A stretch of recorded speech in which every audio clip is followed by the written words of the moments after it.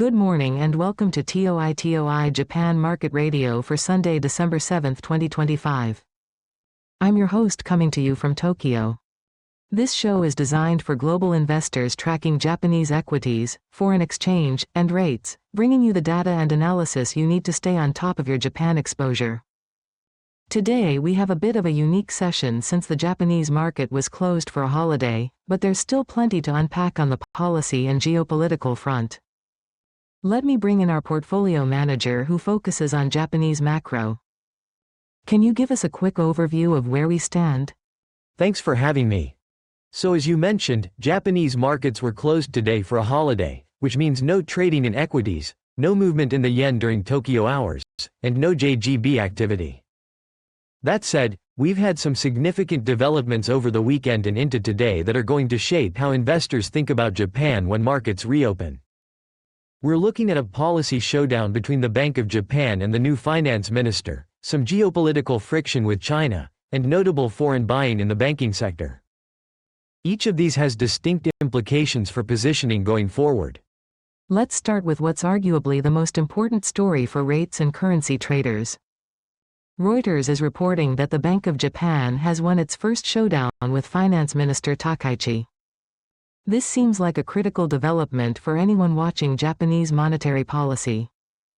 Can you walk us through what actually happened here? Absolutely.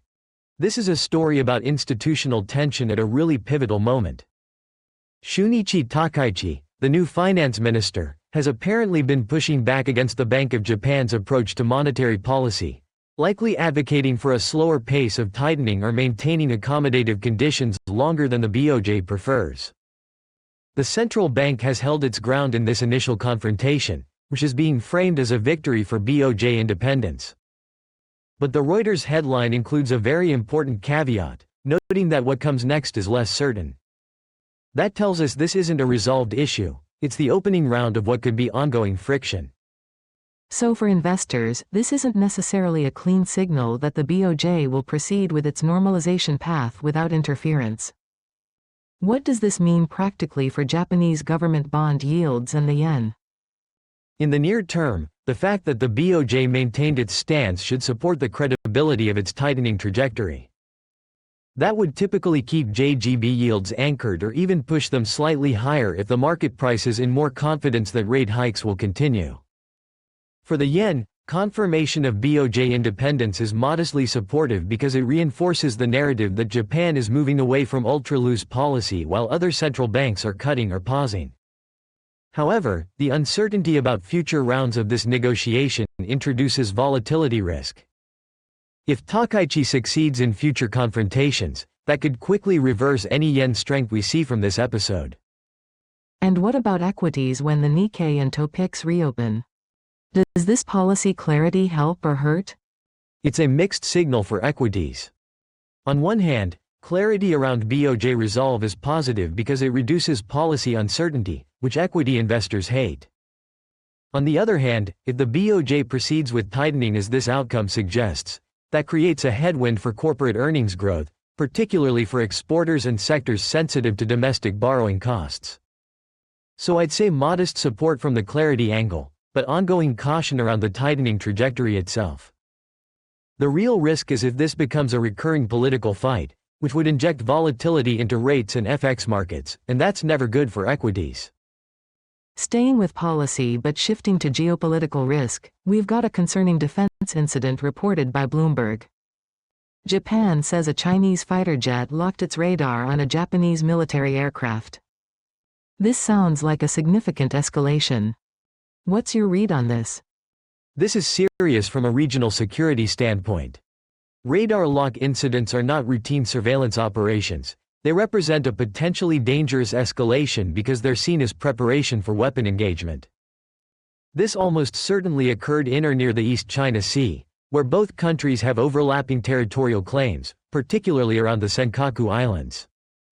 For Japan, this reinforces the government's argument for increased defense spending and accelerated military modernization, which have already been trending upward under current policy. It also adds to existing bilateral friction with Beijing at a time when geopolitical competition in the region is already elevated.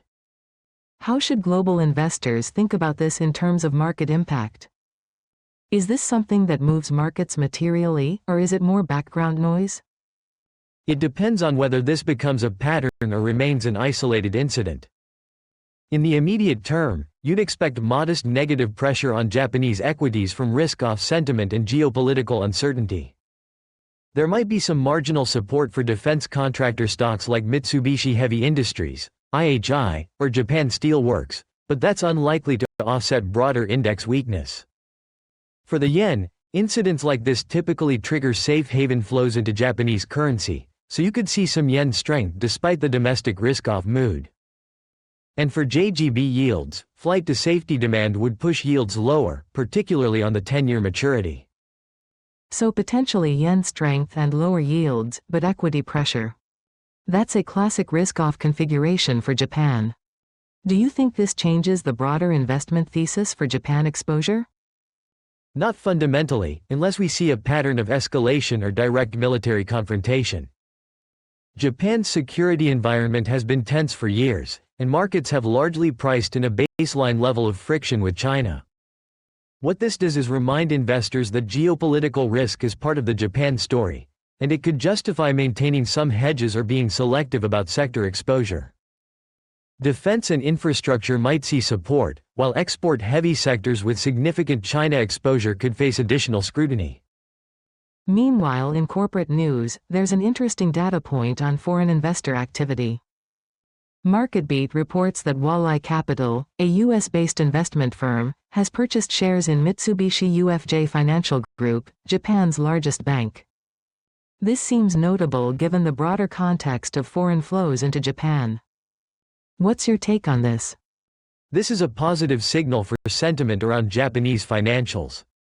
MUFG is a systemically important institution and a bellwether for Japan's financial health, so when you see a foreign institutional investor accumulating shares, it suggests confidence in the sector.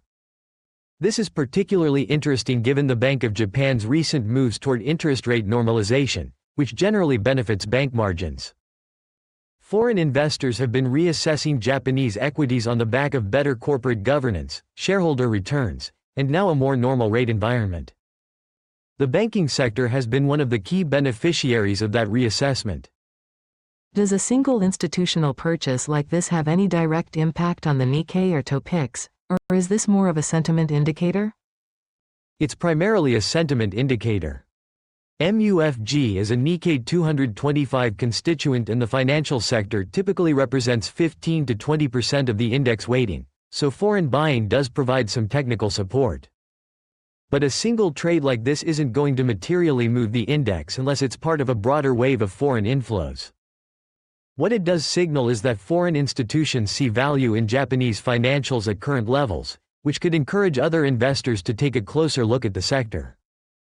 And what about the yen and yields? Does foreign equity buying have any secondary effects there? Marginally. When foreign investors buy Japanese equities, they typically need to purchase yen first, which creates some yen supportive pressure. But the effect from a single institutional purchase is minimal and usually gets offset by other flows in the FX market.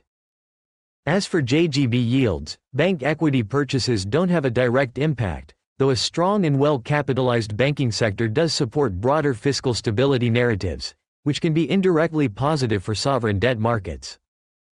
So to pull all of this together for our global investor audience, we've got three distinct themes today. First, the BOJ is asserting its independence against political pressure, which supports its tightening credibility but introduces ongoing policy uncertainty. Second, geopolitical risk is flaring up again with China, which could trigger safe haven flows but weighs on risk sentiment.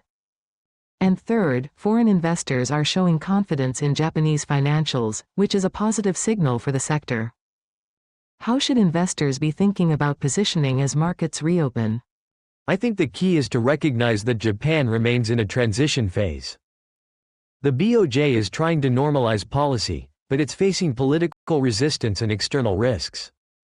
The yen is likely to be volatile as markets digest these competing forces, stronger on safe haven demand and BOJ credibility, but vulnerable if policy uncertainty increases. For equities, financials and defense-related names might outperform, while export-heavy sectors with China exposure face headwinds. JGB yields are probably range-bound unless we get a major escalation on either the policy or geopolitical front. The overall message is stay selective, stay hedged, and watch for further developments in both the BOJ government relationship and regional security dynamics. Great summary. I think that captures the complexity of the current environment really well. If you're a global investor tracking Japan, these are the themes to watch as we head into the next trading session. And if you found this briefing useful, please consider subscribing to TOPIX Japan Market Radio so you don't miss our daily updates. Thanks for joining us today, and we'll see you next time. Thanks for having me.